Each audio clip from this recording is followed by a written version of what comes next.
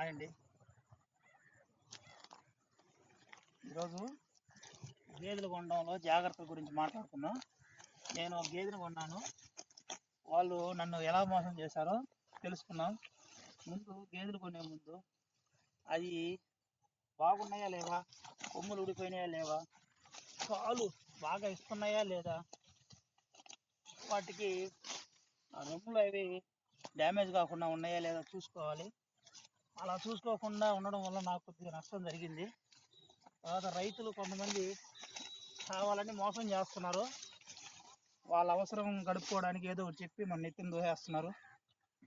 మనం అవి తెచ్చుకున్న తర్వాత మనం బాధపడుతున్నాం. ఈ విధంగా నాకు కూడా ఒక ఇన్సిడెంట్ జరిగింది. దాని గురించి చెప్దాం అనుకుంటున్నాను.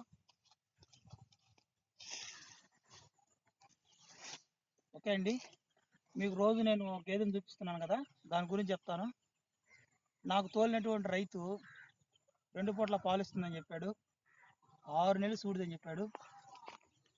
బాగా ఉంది, ఏ ఇబ్బంది లేదు, అది చక్కగా కుడిది తాగద్ది, అన్నీ బాగున్నాయి, తీసుకెళ్ళు, నా మీద నమ్మకంతో తీసుకెళ్ళి అన్నాడు ఫ్రెండ్స్. తీరా ఇంటికి వచ్చిన తర్వాత రోజు మార్చి రోజు పాలిస్తుంది. తోలుకొచ్చిన 3వ రోజే కట్టింది. అడిగితే నాకే తెలీదు, నేనేం చేసేది, నాకాడ కట్టింది అని అంటున్నాడు.